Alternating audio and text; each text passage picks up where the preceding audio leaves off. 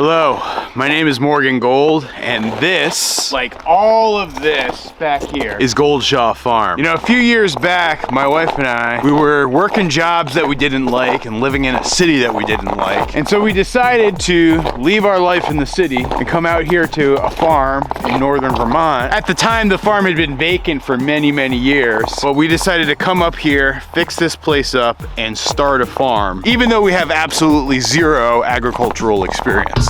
In today's video, I want to introduce you guys around and show you around and give you a little bit of a tour and talk about what we've learned in this farm. But first, I got to greet my dogs. So yeah, right here we've got Abby Dog and Toby Dog. They're our farm's livestock guardian dogs. They live outdoors 24/7, 365 days a year, and their job is to protect our birds from predators like coyotes, bobcats, foxes, bears, you name it. Here on our farm, we raise ducks, geese, chickens, trees, and cattle. And while we do it all at a profit, we don't make a lot of profit because I've been slowly and surely learning how to run a farm. And let me just tell you, it ain't easy. Starting a farm when you have zero experience has a very steep learning curve. And for folks who've been watching our YouTube channel over the last couple of years, they can testify to the fact that I have struggled mightily. But that said, I absolutely love what I do, and I absolutely love life here on the farm. Now, right now, we're just at the start of our 6th season of farming. And I gotta say, I feel like I've learned a lot over the last several years. But of all those things that I've learned, there are 4 lessons specifically that I want to impart upon for you guys.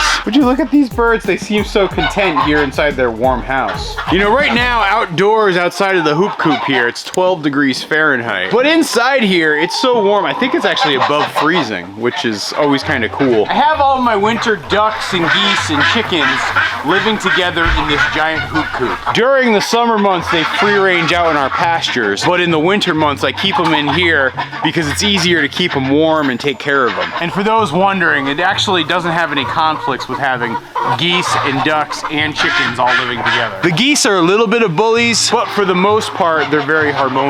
Now, you guys might be sitting at home watching this video and saying, oh wow, look at this guy with all of his ducks and geese.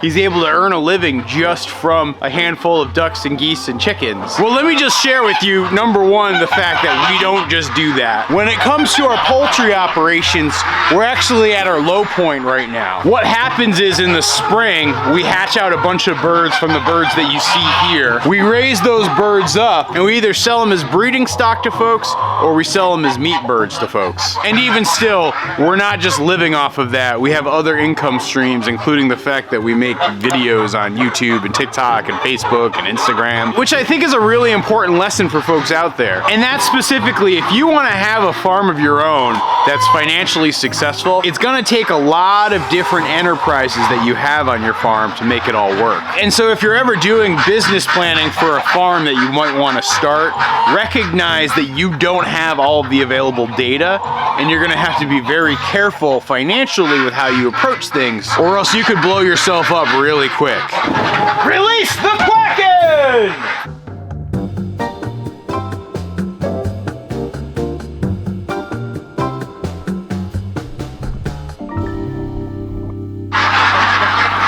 Oh, Abby Dog, are you causing chaos again? Yeah, Abby Dog is still a livestock guardian dog in training, and she is absolutely pure chaotic good. But yeah, I was once like you guys, just so you know. I was sitting at home, working an office job, dreaming about escaping the rat race. Like, I was there. I was exactly where you guys are. And I would see folks in social media living this amazing agricultural life. Or maybe they moved off grid in a log cabin that they built with their own 2 bare hands. But as I've now been doing this for several years now and met many of those people, what I'm realizing is some of those folks are really genuine, living their truth, doing their thing, and others are just cosplayers pretending to live in log cabins. You cannot believe what you see in social media or even what you read in books or hear on podcasts, because number one, what you're gonna find is there are a lot of BSers out there. But then number two, what you're gonna find is that your context is different than somebody else's context. Like, for example, I have lots of friends who live like down in the Carolinas, and what they do with their farms and homesteads is very different than what I do you with my farm and homestead here in northern Vermont. And it's because we have different contexts. They live in warmer climates. They have different personal skills. Their interests are different than my interests. And so that meant that I needed to figure out how to run my farm and grow my farm in a way that worked best for me personally. And if you're out there dreaming of starting a farm and doing your own farm thing, you're gonna need to figure out a model that works for you too. You know, like Fleetwood Mac said, you can go your own way. Yeah, I mean, not that you have to sing, but you gotta find a model that works for you, and what works for one person is not necessarily gonna work for you. Now, another lesson that I feel like I've learned over the last few years of starting this farm is that it takes time and you gotta be patient. And what I mean about that specifically is it's not gonna happen for you overnight. And the more you try to rush into things, the more likely you are to blow yourself up. So for example, just with my personal backstory here, my wife and I bought this farm back in 2016. We spent a year working on renovations of the farmhouse and trying to get things into a place where they're good and livable. My wife moved up here in the fall of 2017. I moved up here in the spring of 2018.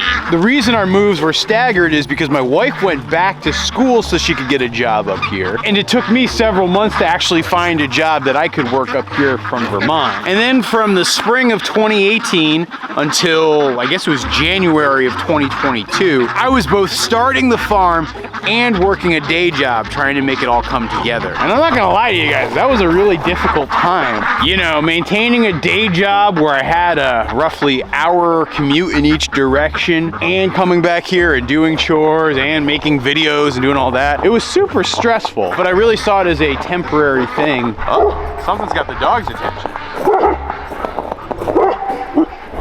I don't know, guys. Sounds like a truck driving by.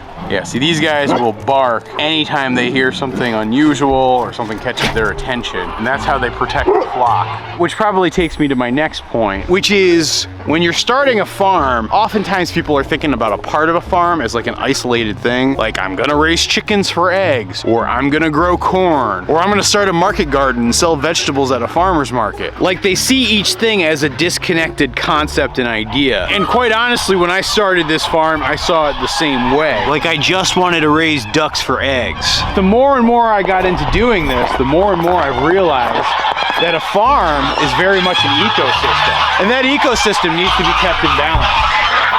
I don't think I quite caught it on camera, but our geese are starting to have their annual warfare. You see each season, my various geese and ganders pair off as mating pairs for the season. And that process can be a little bit loud and chaotic.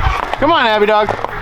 Toby Dog, come on. And oftentimes, Mr. Toby Dog likes to act as the bouncer. He makes sure things don't get too chaotic because this farm is his farm. He sees himself as the apex predator and sort of along with me, the lead creature on the farm. Our barn cats fall into a similar category in that because we have poultry, our poultry attracts rodents. Those rodents could cause real problems on the farm, but we use the barn cats as a way to control the rodents. Or you can think about it this way, where our farm is roughly 160 acres and about 50 of those acres are pasture, and so I use my cattle to help maintain the pasture and keep the grass short. But then when my cattle are out here eating the grass and pooping in the grass, they're attracting flies, and so I use the chickens to help manage the flies. So I think our farm would struggle a lot more if we were just a cow farm, or if we were just a chicken farm, or we were just open pasture. But because we have cattle and chickens and ducks and geese and trees and grass and barn cats and dogs, they all work together as one big ecosystem here on our farm, and my job as the farmer is to balance that ecosystem. And so if you're out there dreaming of a farm and thinking about what your farm should be, I would strongly encourage you to think about it holistically as well, and as an ecosystem and how the different pieces work together. And don't fall into the trap of reductionist thinking of just saying, hey, I got to do this one thing and I'm going to focus on just this one thing, because oftentimes that one thing creates additional problems as well as additional opportunities, and it's your job as the farmer to figure out how all the pieces connect. I really like having these weird chickens. I enjoy their personality and their quirkiness. They don't really serve an economic purpose here on our farm, but I just like having them, which I think is also important to think about if you're thinking about your farm. Don't just think about the business part of it. Think about how you create an enjoyable life. What are the things that are going to bring you joy with your farm? Here you go, guys. Have some food, some water.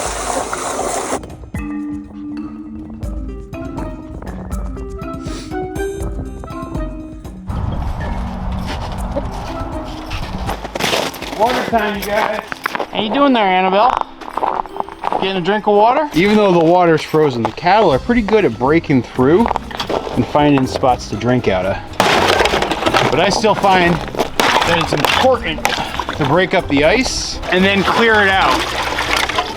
Because if I don't clear this ice out, eventually the whole tank will freeze solid and the cattle won't be able to get to the water. I'll also add some fresh water in a couple minutes. That combination will probably keep it from freezing all day today. It's been an exceptionally mild winter here in northern Vermont, and so it's just been one of those things where typically things I don't think I would have been able to get away with this year. One of those examples was a completely unheated stock tank. Hey little Ginny, you hanging out with your friends the cows? Hey Audrey, how's it going there, sweetie?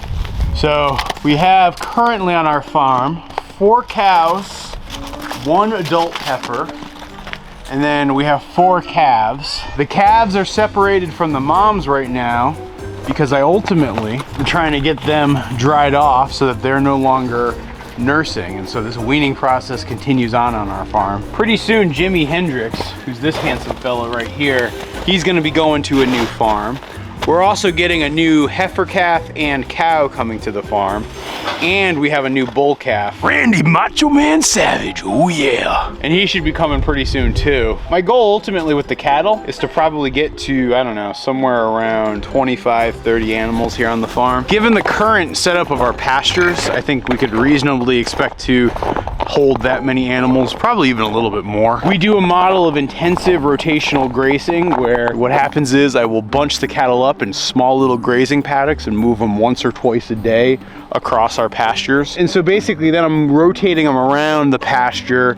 They usually don't even get to the same grass until about 60 days later. And it seems to work out pretty darn well. These cattle, when they first came to the farm, they were super skittish, but they've gotten much more docile. This one gal that you see right here, her name is Amanda Hugginkiss. She's actually our newest cow, or technically I think she's still a heifer, but I've been working on getting her to warm up to me, slowly but surely. Come on, Amanda. I've come to learn that working with cattle is a game of extreme patience, unlike working with barn cats. That's just a game of extreme tolerance. Jenny, you don't even want an alfalfa cube. I don't know why you did that. This gal right here is Ariel. She's my favorite cow. She's the only one who will let me brush her. I also was milking her earlier this fall. She's a real sweetheart. And this right here is Annabelle. She's also a big cow. I'm still working on trying to get her to let me brush her. Oh, don't get jealous, Ariel. Don't get jealous. I love you the most, I know. And now it's time to visit with the calves. Hey, you guys, how's it going? Oh, I see Jimi Hendrix. I see Joey Ramone. I see Belinda Carlisle right here. Yeah, they all like to visit with me. Yeah, these 3 calves have become completely socialized to me. The one that's still a little bit wild is Bonnie McMurray, who's over there. All right, Joey, we're gonna try your brushing training again. It's okay, Joe, it's okay.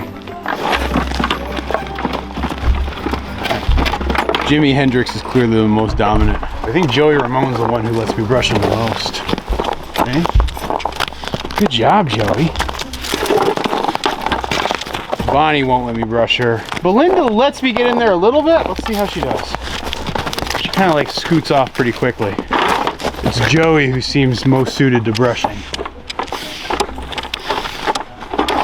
Brushing my cattle has been part of my routine for darn near 6 months now. Easy, guys, easy.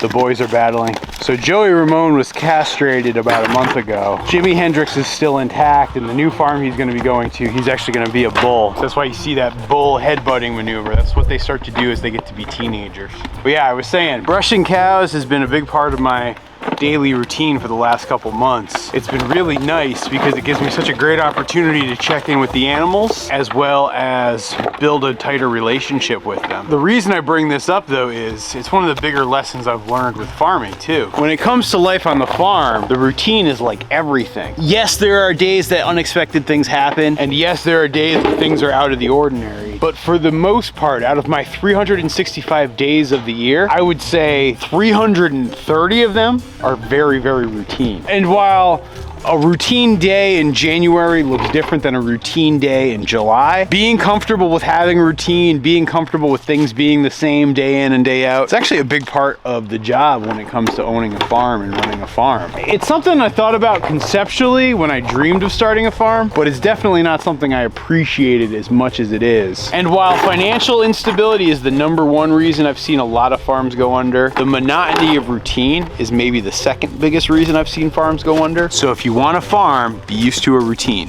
Oh, looks like Bonnie McMurray's trying to get closer to me. Hey, Bonnie. Bonnie McMurray. Bonnie McMurray. You know, Joe, you're comfortable with me. I'm not worried about that. It's your sister that I wonder about. In case you guys are wondering too, all 4 calves are half siblings. So they each have a different mom, but they all have the same dad. Oh, look. Jeannie's hiding in her favorite spot, the hay bale. Hey, Belinda Carlisle. One of these days, I think you're gonna get used to me brushing you, girl. Maybe when you don't have your brother butting you around. They are some powerful beasts. Well, I hope you guys enjoyed this update from our farm.